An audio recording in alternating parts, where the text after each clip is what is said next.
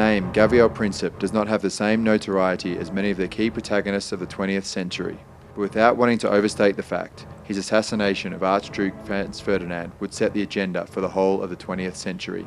Not only did his assassination of the Archduke spark the First World War, but also set up the tone for the Balkans conflict around 70 years later. During his trial, he stated, "I am a Yugoslav nationalist, aiming for the unification of all Yugoslavs. I do not care what form of state, but it must be freed from Austria. There is no need to carry me to another prison. My life is already ebbing away. I suggest that you nail me to a cross and burn me alive.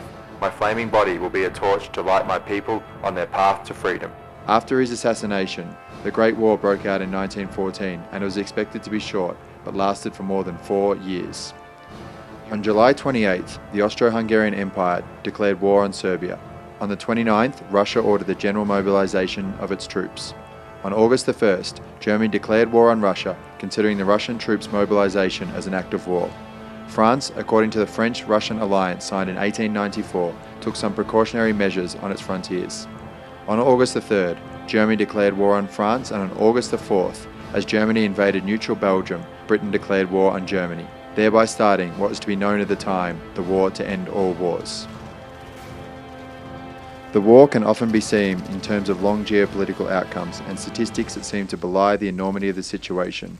But for most people, the war was a personal one, with so many lives, not only those killed and wounded, being deeply affected.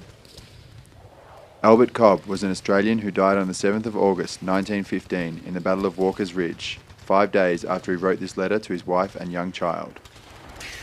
"My dear Kitty, just a few lines to let you know I'm still alive and doing as well as can be expected, considering it's pretty tough. We're in supports one night and trenches the next night, so we have no sleep at all. We are 12 hours out of the firing line out of 48. Well, dear Kitty, our mail is hung up again. I have not had a letter for a fortnight. If they don't hurry up, they might have to send them on to Constantinople. Just before I started this scribble, the Turks have been firing a very powerful shell about 20 yards from where I was having a sleep, and I thought she was going to fill my dugout, but she knocked off just before breaking a telephone wire. They were trying to pick off one of our batteries. Well, dear Kitty, this is all we have to get tea and then go into the trenches tonight, with always a prayer for yourself and baby, hoping you have the same for me.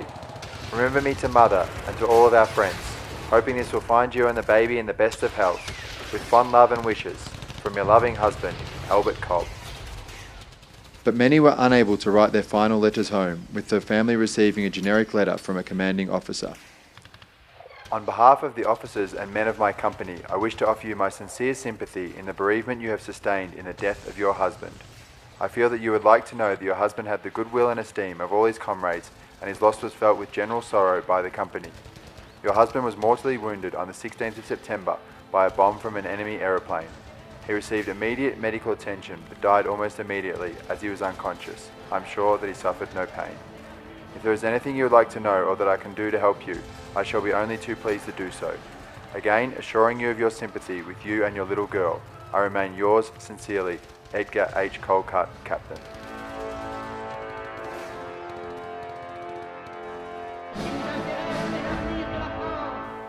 The Italian political philosopher Antonio Gramsci said, characterizing the epoch that began with the First World War, "The old war is dying and the new world struggles to be born.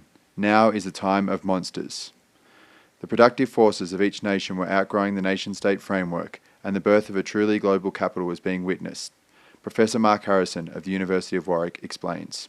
The way to think about this is in two respects. I mean, one is disturbance of the whole international economy.